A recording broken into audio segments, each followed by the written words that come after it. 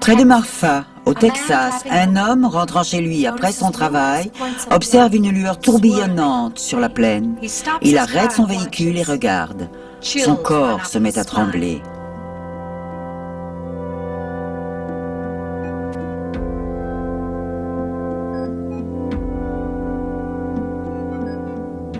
Baya, une jeune indienne, rend visite à une famille dans un village éloigné. La famille prétend ne pas la connaître. Pourtant, elle peut citer tous leurs prénoms.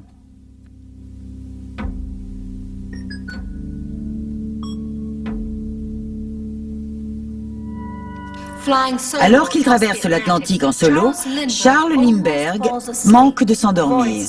Une voix inconnue le réveille, lui sauvant ainsi la vie.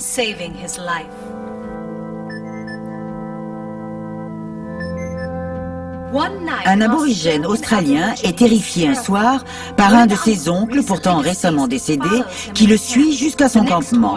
Au matin, il recherche le corps de son oncle mort et lui brise les jambes afin qu'il ne puisse plus le suivre.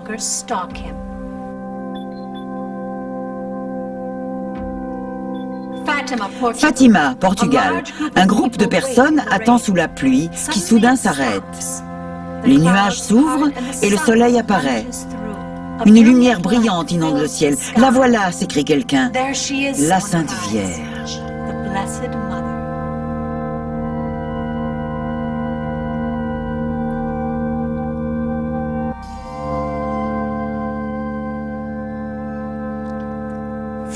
De tels événements ont fait partie de la vie de tous les jours pendant une grande partie de notre histoire. Aujourd'hui, ils sont considérés comme surnaturels. Que s'est-il passé ? Des historiens de la science et de la culture étudient comment matérialisme et dualisme, poussés à l'extrême, firent leur apparition dans le monde occidental au XVIe et XVIIe siècle afin de répondre à un défi, le désir et le besoin de maîtriser le monde matériel. La supériorité technologique et militaire qui a permis à l'Occident d'étendre ses paradigmes scientifiques à travers le monde limite la réalité du monde matériel à ce que l'on peut percevoir grâce à nos sens, ou aux outils qui en sont le prolongement.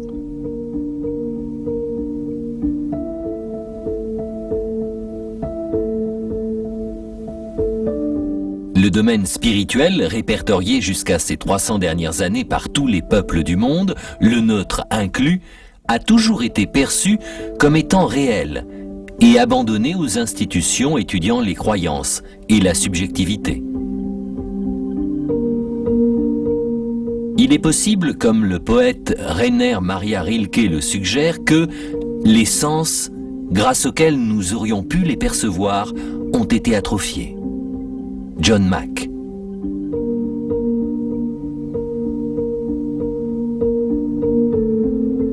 Du point de vue de notre évolution psychique, l'arrivée du matérialisme scientifique a été un puissant outil pour bannir, du moins de notre conscience, la crainte d'esprits hostiles.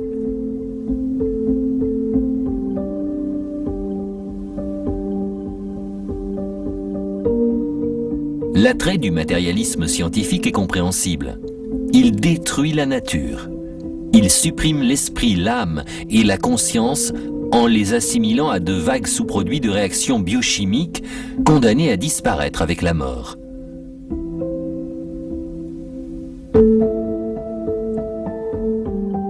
La science nous détourne de la peur de l'autre. Michael Grosso. Un fort courant de spiritualité a néanmoins persisté en Occident.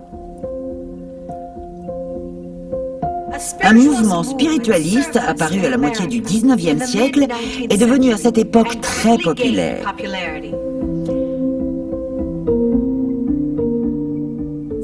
Des séances, durant lesquelles l'esprit de personnes disparues avait été prétendument contacté, attirèrent l'attention des scientifiques. La Société pour la recherche psychique fut fondée en 1882 en Angleterre pour étudier ces phénomènes et une académie propre au monde occidental fut créée pour étudier le monde des esprits.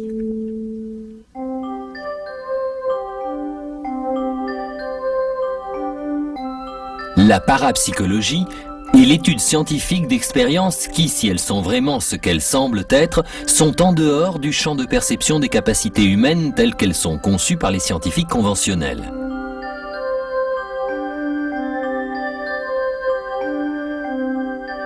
Les phénomènes parapsychologiques décrivent des facteurs inconnus ou non répertoriés par la science orthodoxe, ce qu'on appelle les facteurs paranormaux. H.J. Irwin. Les parapsychologues ont concentré leurs études autour de 3 grandes catégories d'activités paranormales. La perception extrasensorielle, la psychokinésie et la théorie de la survivance.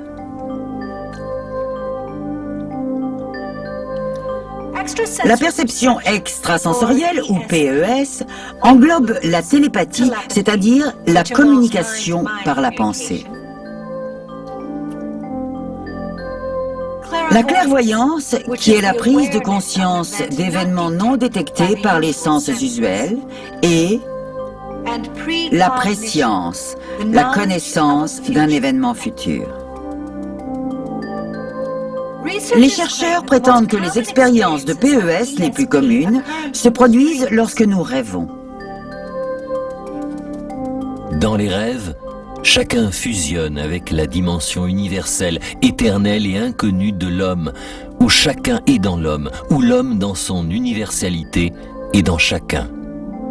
C.G. Jung. Une expérience de préscience survenue lors d'un rêve est relatée par le président Abraham Lincoln dans son journal intime d'avril 1865. Je m'étais couché tard, j'ai bientôt commencé à rêver. Je me sentais immobile comme mort. Puis j'ai entendu des sanglots au loin, comme si des gens pleuraient. Je me suis levé et j'ai descendu les escaliers. Une fois arrivé, seuls les pleurs interrompaient le silence, mais je ne voyais personne. Je suis allé de chambre en chambre sans rencontrer âme qui vive. Je n'entendais que les pleurs poignants à mesure que j'avançais. Toutes les pièces étaient éclairées. Tous les objets me semblaient familiers. Mais où étaient les personnes dont le cœur semblait brisé ? J'étais perplexe et inquiet. Quelle pouvait être la signification de tout ceci ? Déterminé à trouver la cause de choses si mystérieuses et effrayantes, je continuais jusqu'à ce que j'arrive dans la pièce Est. En face de moi se trouvait un catafalque sur lequel reposait un corps vêtu d'habits funéraires. Autour de lui, des soldats montaient la garde. « Qui est mort dans la Maison Blanche ?» demandai-je à un des soldats. «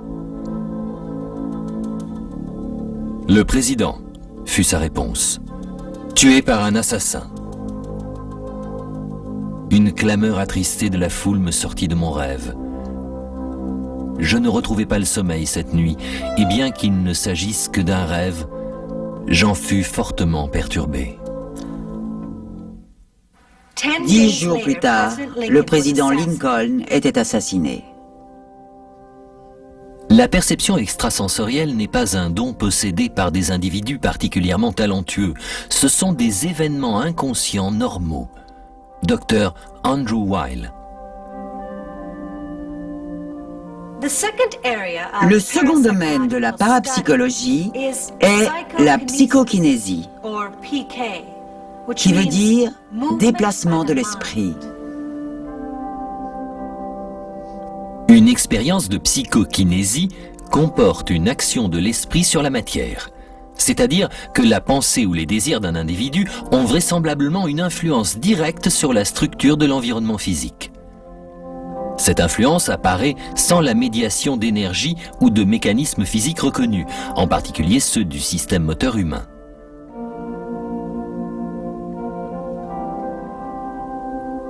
L'exemple le plus populaire de psychokinésie est certainement celui des cuillères tordues du médium israélien Uri Geller, ou des déplacements d'objets apparemment paranormaux par le russe Nina Kulagina.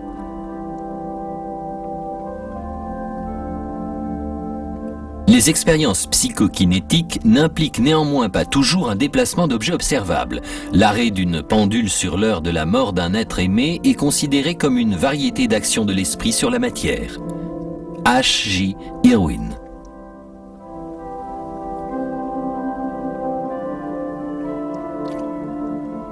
On a observé des phénomènes de psychokinésie depuis les temps anciens dans les descriptions d'actes de saints hommes et de sorciers. Lévitation, guérison miraculeuse, invisibilité, lumière, déplacement d'objets sans explication visible. L'œil diabolique, cette croyance populaire qui donne à certains individus le pouvoir de blesser ou de tuer d'un regard, est une forme de psychokinésie. Certains cas d'apparition et de maisons hantées trouvent aussi leur explication dans la psychokinésie.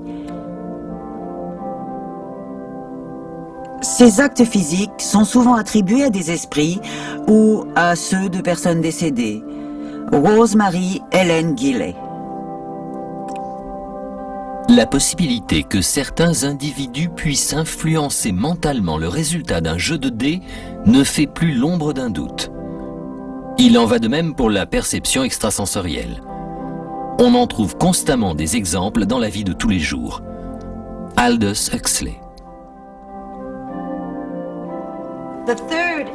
Le troisième domaine de la parapsychologie est ce qu'on appelle l'hypothèse de la survivance. Elle pose une des plus basiques, mais aussi plus anciennes questions. Est-ce que certaines parties de l'esprit survivent à la mort physique? À la question « Où va l'âme après la mort ?», Jacob Boehme répond qu'elle ne va pas nécessairement quelque part.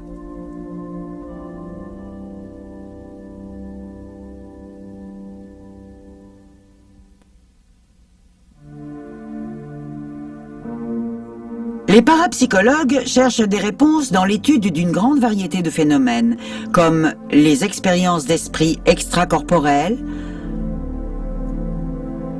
ou presque morts et de vie antérieure, pour expliquer les apparitions et autres poltergeists. Mais alors que la culture occidentale contemporaine moderne cherche des indices empiriques de vie après la mort, la notion d'un esprit survivant et d'un monde spirituel complexe fait partie de la croyance humaine depuis les temps anciens. C'est en étudiant le sommeil, le rêve, la transe, les ombres, les hallucinations, la vie et la mort, que l'homme en est arrivé au concept d'esprit. Graduellement, il a étendu cette réflexion à l'âme et aux fantômes jusqu'à ce qu'il peuple son monde d'esprits au-dessus desquels un être suprême est finalement apparu. Louis Spence. En remontant jusqu'à un demi-million d'années, des études anthropologiques suggèrent que nos ancêtres mangeaient la cervelle de leurs morts, espérant ainsi s'imprégner de la force ou de l'esprit de ceux-ci.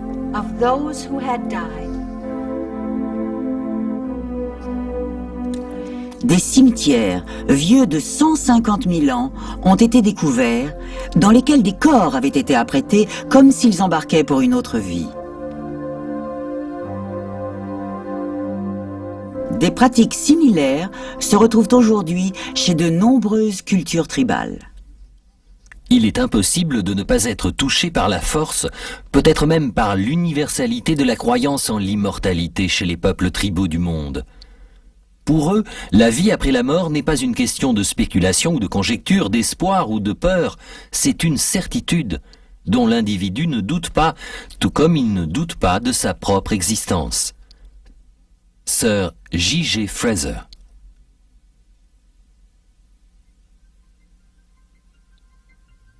De même que l'homme passe du stade des rêves à l'éveil, à sa mort il passe d'une vie à une autre. Bhagavad Gita. Parmi les civilisations du monde, l'Égypte ancienne est celle qui a développé une des plus riches cosmologies de vie après la mort. En Égypte, on croyait que la vie après la mort était une continuation de la vie sur Terre. De nombreux manuscrits égyptiens décrivent en détail les différentes parties du corps humain qui continuent de vivre après la mort. Il y a le Saou, ou corps spirituel, le Ka, ou double qui peut se séparer du corps physique et voyager où bon lui semble, le Ba et le principe de vie qui se développe dans le Ka, tout comme le cœur du corps physique. Le clou est le rayonnement de l'être dans la vie éternelle, et Sekhem est la forme par laquelle l'homme existe au paradis. Jeffrey Mishlove. Le livre des morts égyptien ne détaille pas seulement divers aspects des esprits, mais définit un système complexe de rituels et de rites funéraires nécessaires au confort et au bien-être des morts dans l'après-vie.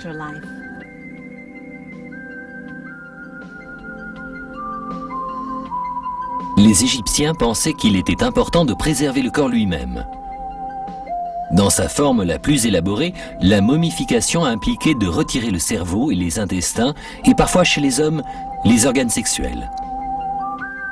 Du sodium naturel était appliqué sur le corps, et un mélange de sel, d'épices et d'huile était inséré dans les cavités dont on avait retiré les viscères, l'espace restant étant ensuite rempli de lin.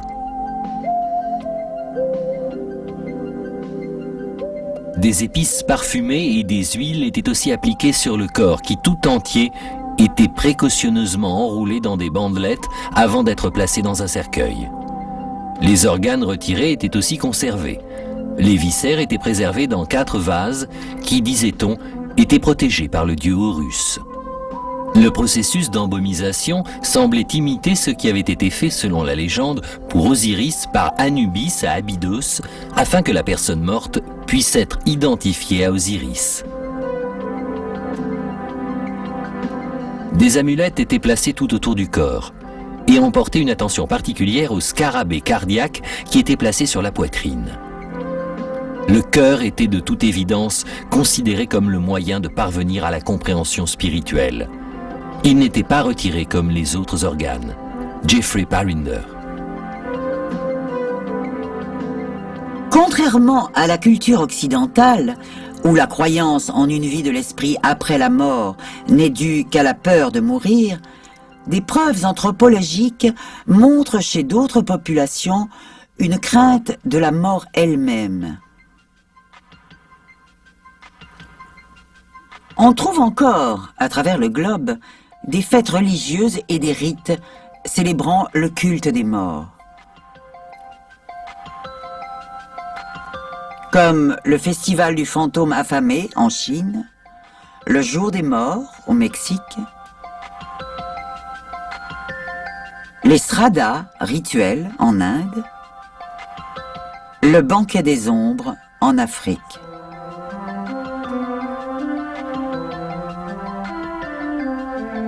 La peur primordiale des morts et l'énorme paranoïa qu'elle présuppose est probablement l'héritage de notre psyché collectif. S'il y a quelque chose que les psychologues ont démontré, c'est bien que les hommes sont des musées psychiques ambulants. Chacun de nous porte en lui le psyché archéologique de l'espèce. Les terreurs sans nom qui ont tourmenté nos ancêtres ont été réprimées, mais pas supprimées. Michael Grosso.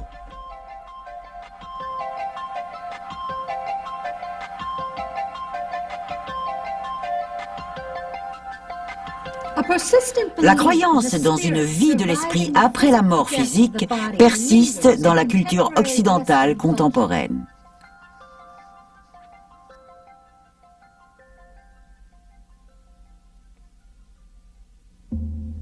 Grande est la vie, réelle et mystique, partout et tout le temps. Grande est la mort. Tout comme la vie qui rassemble, la mort elle-même rassemble. Aussi sûr que les étoiles reviennent après s'être fondues dans la lumière, la mort est aussi grande que la vie. Walt Whitman. Un sondage de 1981 montre qu'un Américain sur 4 croit en la réincarnation. Ceci est surprenant quand on sait que l'idée de l'esprit abandonnant le corps après la mort et se réincarnant dans un corps neuf n'est pas un principe de la foi chrétienne. Cette statistique est le reflet d'une fascination grandissante aux États-Unis pour les religions orientales comme l'hindouisme et le bouddhisme et pour les croyances tribales, où la réincarnation est une évidence. Le corps se défait de ses vêtements usés. Celui qui occupe le corps l'abandonne quand il est usé. Celui qui occupe le corps en cherche un nouveau comme il cherche de nouveaux vêtements. Bhagavad Gita.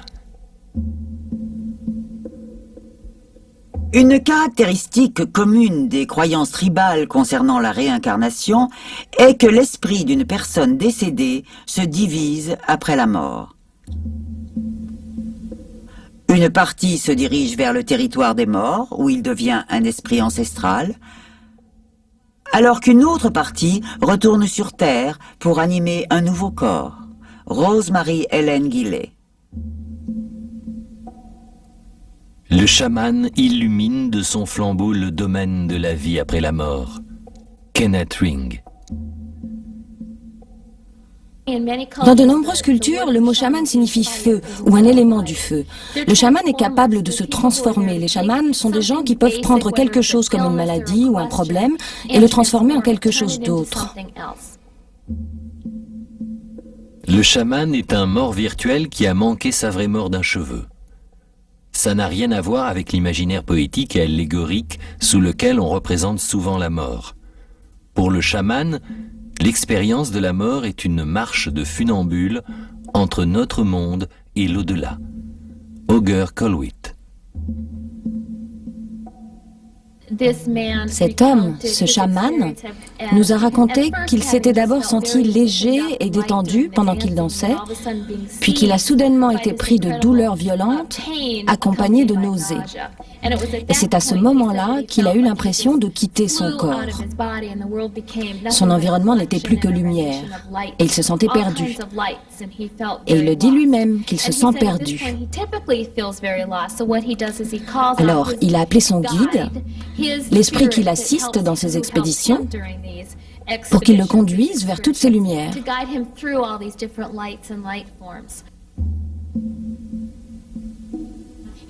Il dit qu'il a traversé la lumière et qu'il est arrivé dans un endroit où il y avait une sorte de portail, ou quelque chose qui y ressemble. En fait, il appelle ça des cavernes. Et il a senti que son guide le menait vers les portes de ces cavernes.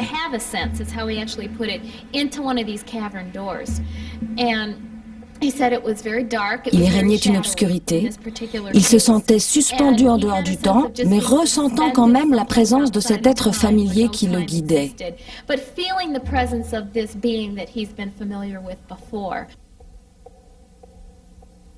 Puis il a dit qu'il avait parlé aux dieux, mais qu'ils étaient invisibles, mais qu'ils apparaissaient à d'autres guérisseurs. Lui, il les entendait seulement. Dans son cas, il y avait deux voix qui se disputaient son âme. Il a appelé la première voix le diable et l'autre le bon Dieu. Je crois que c'est le terme qu'il a utilisé. Il pouvait les différencier par le ton de leur voix. Il a ensuite décidé de leur dire que ni l'un ni l'autre ne pourrait avoir son âme.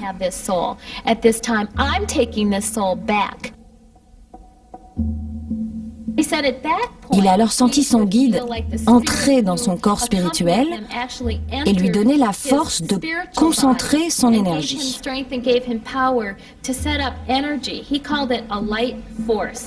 Et ensuite, il s'est servi de cette énergie pour combattre le bien et le mal et récupérer son âme, qui était légère comme une plume.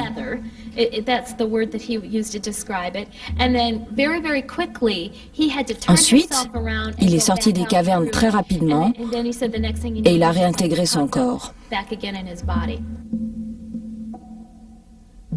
Une expérience extracorporelle à l'article de la mort, un voyage à travers des dimensions étranges, la vision d'une déesse de lumière ou la rencontre de mystérieux hommes en noir sont des expériences qui peuvent nous renseigner sur l'au-delà.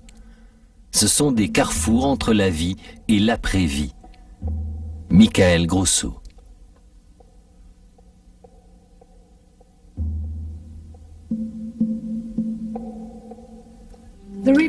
Les récits de personnes ayant vécu des expériences de mort momentanée sont très éloquents et offrent des indices convaincants quant à la survivance des esprits après la mort. Swinmark suggère qu'il y a 3 endroits au-delà de la vie physique. Il y a le paradis, l'enfer et le monde des esprits. Quand une personne meurt, elle entre dans le monde des esprits.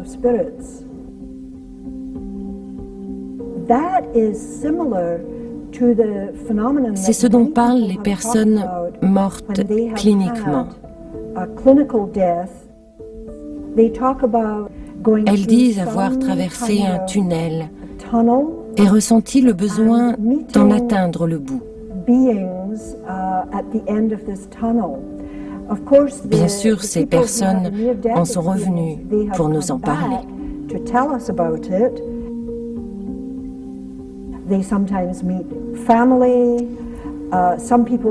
Elles y ont rencontré parfois de la famille. Certaines disent avoir vu un être de lumière et pensent que c'est Jésus ou un ange.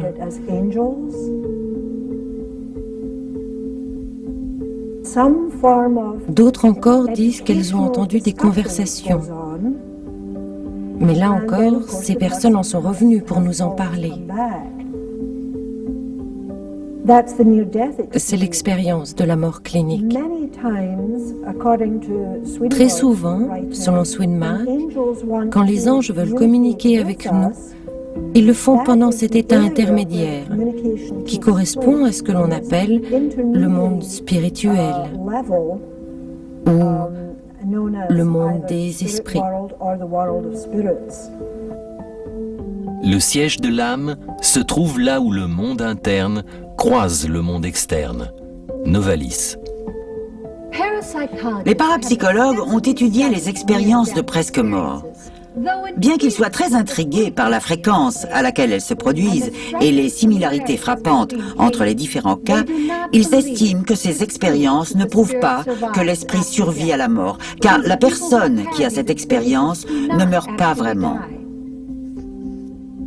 Il y a un esprit dans l'âme, indépendant du temps et du corps, qui découle de l'esprit et qui reste dans l'esprit lui-même, entièrement spirituel. Eckhart. Il y a beaucoup de témoignages concernant des expériences extracorporelles non liées à des crises de presque mort. Elles sont définies de manière générale comme étant la sensation que la conscience ou l'esprit quitte temporairement le corps. Il semble y avoir plusieurs types d'expériences distinctes, mais de la même famille, et qui ont été classées sous l'appellation expérience extracorporelle. Parmi celles-ci, le rêve lucide, pendant lequel on a l'impression d'être conscient de son rêve. La clairvoyance d'événements auxquels on n'assiste pas physiquement. Le voyage hors du corps, où l'on flotte au-dessus de ce dernier. Le voyage hors de son corps en d'autres lieux, en d'autres temps et d'autres espaces, en planant et volant à travers les différents espaces-temps spirituels et astraux.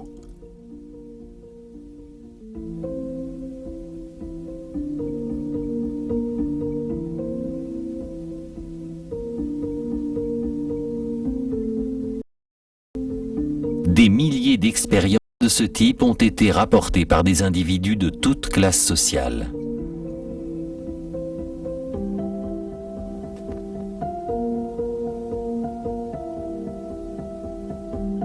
De tels événements ont joué une part active dans les rites chamaniques et les écoles ésotériques, quelles que soient les cultures. Jeffrey Mishlove. Le chaman péruvien avec lequel j'ai travaillé, dans la jungle de Quidos, m'a décrit une expérience extracorporelle typique. Il voit Ayahuasca, qui est une déesse de la vigne. Elle le guide hors de son corps et lui montre le chemin et les esprits avec lesquels il doit communiquer.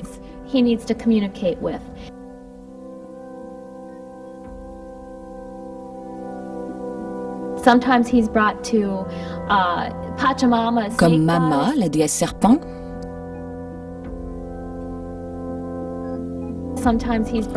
Ou l'esprit du diable.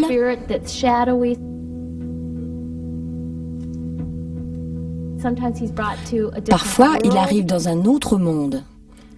Et il décrit longuement des milliers de planètes et de mondes où il trouve de l'énergie guérissante.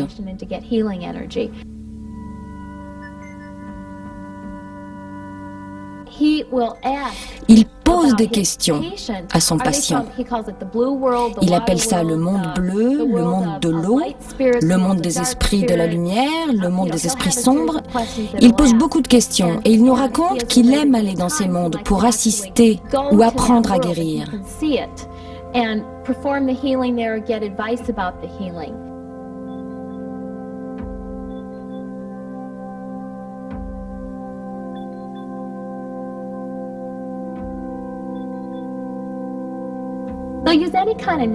Il dit, utilisez des substances naturelles, transformez-les et faites-y entrer des esprits. Ouvrez-vous afin que le monde voie qu'il vit entouré d'esprits.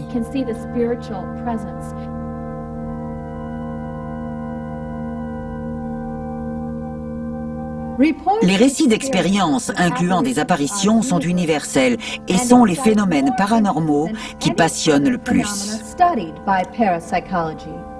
Certaines histoires d'esprits, de maisons hantées, d'apparitions divines ou diaboliques donnent des frissons dans le dos. J'étais allongé sur mon lit et je sentis une présence. L'ambiance semblait électrique. Une vague de vibrations arriva vers moi à travers la porte de ma chambre. Quand la vague disparut, je me sentis attiré vers la porte. Je compris qu'il m'appelait et que les infimes vibrations que je ressentais dans l'air étaient une convocation. J'ai traversé l'espace qui s'était refroidi et j'ai ouvert la porte. Il m'attendait. Son visage était poilu. Son corps aussi était recouvert d'une couche de poils bleu-gris. Il ressemblait à un homme par ses traits et sa posture presque droite, légèrement penchée. Ses jambes étaient différentes, pas humaines. Elles se terminaient en moignons ressemblant à des sabots. Une aura de lumière l'enveloppait. Arthur Gurdam.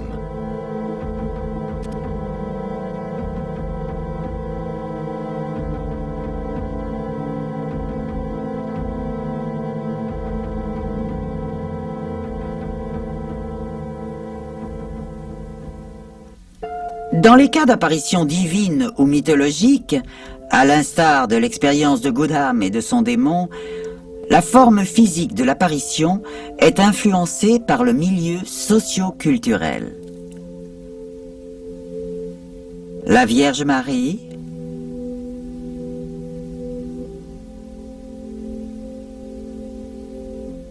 Vishnu,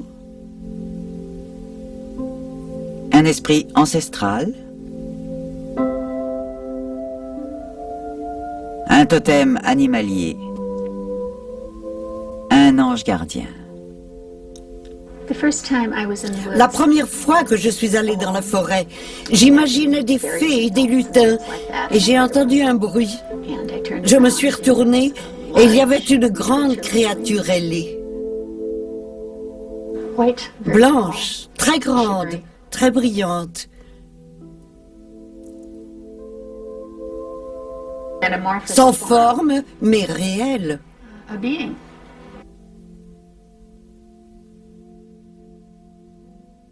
Les expériences d'apparition se produisent lorsque l'on est éveillé, pendant un rêve ou dans un état de transe. L'apparition la plus commune est celle d'un être humain, vivant ou mort, connu de la personne à qui elle apparaît. L'apparition peut survenir pendant des moments forts, comme l'agonie ou la mort. Je travaille actuellement en tant que directeur spirituel après avoir été aumônier dans un hôpital et j'ai souvent entendu ce genre d'histoire. Quand j'ai commencé à travailler dans les hôpitaux, je voyais des anges qui ressemblaient à ceux qui peuplaient mes rêves d'enfance et plus particulièrement autour de personnes mourantes.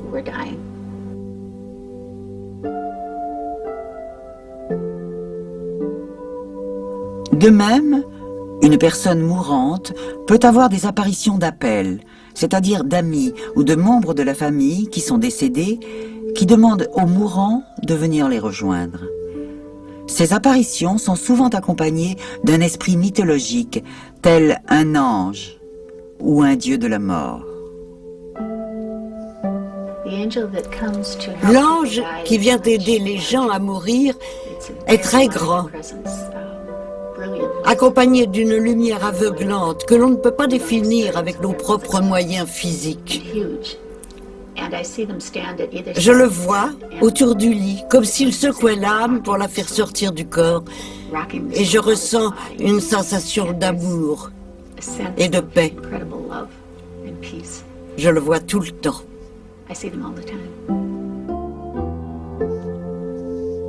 Ces apparitions apportent souvent un réconfort à la personne en crise, la soulageant de toute anxiété et douleur.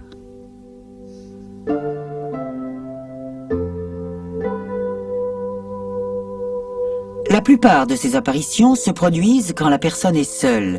Elle est l'unique personne à les voir. Il existe cependant des visions collectives. Une expérience peut être réciproque dans ce cas. Deux personnes éloignées peuvent se voir ou se sentir. Ceci arrive généralement quand les deux personnes sont intimement liées. Il n'y a pas toujours d'apparition visuelle dans les phénomènes de maisons hantées ou dans les événements irrationnels. Souvent, l'expérience ne se résume qu'à une impression comme une odeur, un bruit étrange ou au sentiment qu'un esprit est présent. Dans ce contexte, quand il y a une apparition, on parle habituellement de fantôme. Ce type d'apparition a une longue et spectaculaire histoire. La lettre de Pline le Jeune, écrite au 1er siècle avant Jésus-Christ, en est une bonne illustration. Il y avait à Athènes une grande et belle maison dont la réputation était d'être hantée. Les gens racontaient qu'au milieu de la nuit, on y entendait des bruits atroces, des cliquetis de chaînes qui allaient en s'amplifiant jusqu'à l'apparition soudaine du fantôme d'un vieil homme horrible, qui était l'abject portrait de la saleté et de la misère. Il avait une barbe longue et emmêlée, les cheveux ébouriffés et sales. Ses maigres jambes étaient alourdies de chaînes qu'il traînait honteusement en gémissant de douleur. Ses poignets aussi étaient cruellement prisonniers de longues chaînes qu'il agitait comme animés d'une fureur impuissante. Quelques audacieux sceptiques et moqueurs qui avaient passé la nuit dans la maison furent terrorisés quand ils aperçurent le fantôme, et pire encore, la maladie et la mort s'abattirent sur ceux qui avaient osé s'aventurer dans cette maison damnée à la tombée de la nuit.